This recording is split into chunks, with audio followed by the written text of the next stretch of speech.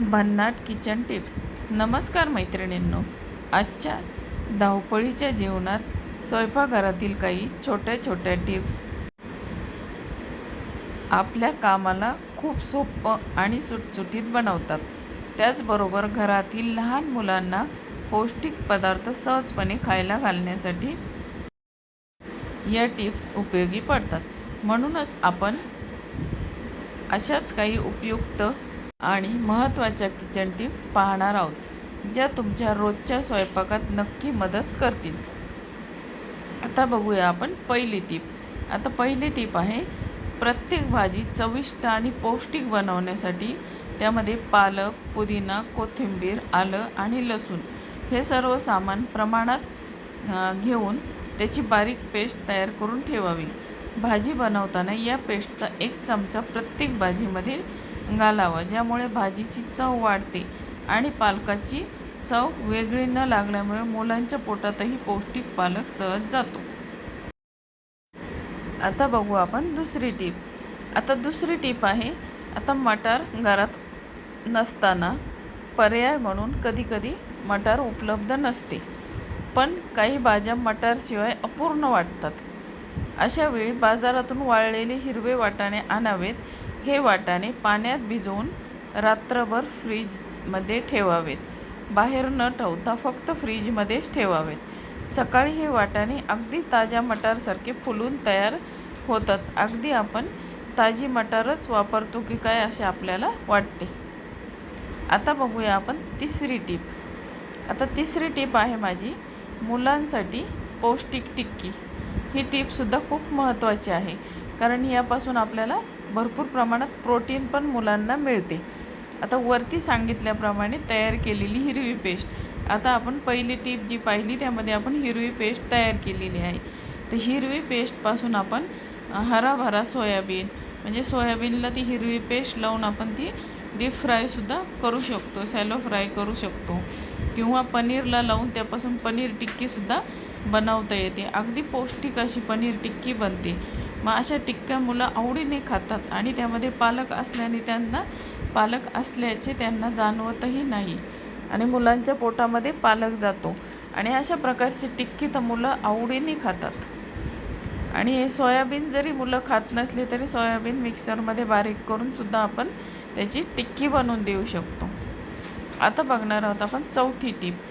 चौथी टिप आहे की कडक गूळ. कडक गूळ मऊ करण्यासाठी गुळाची भेली.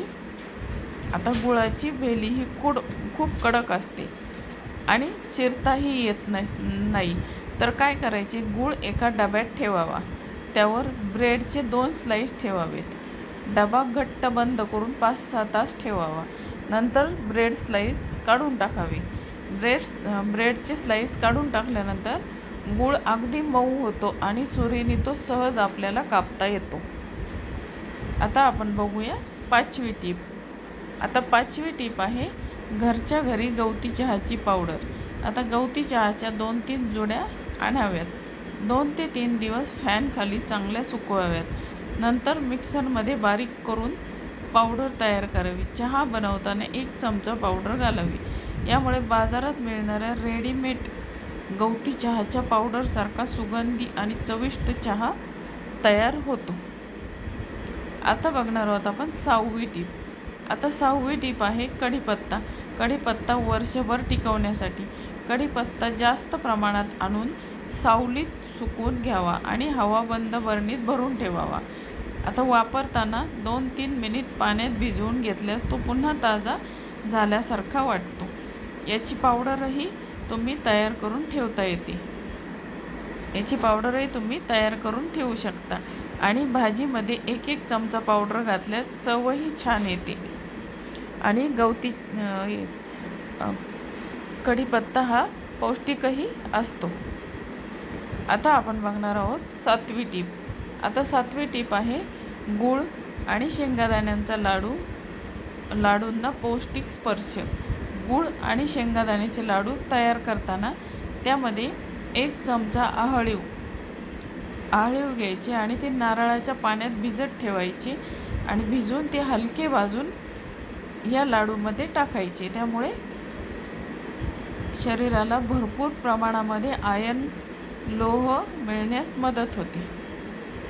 तर मैत्रिणींनो, आजच्या या किचन टिप्स तुम्हाला कशा वाटल्या? आता या छोट्या पण उपयुक्त अशा किचन टिप्स तुमच्या रोजच्या स्वयंपाकात नक्की उपयोगी पडतील. जर या टिप तुम्हाला आवडल्या असतील तर माझ्या चॅनलला तुम्ही लाईक, शेअर आणि सबस्क्राईब जरूर करा. आणि या टिप्स तुमच्या मित्रमैत्रिणींना पण शेअर करायला विसरू नका. धन्यवाद. पुन्हा भेटूया अशाच नवीन व्हिडिओसह पुढील भागात.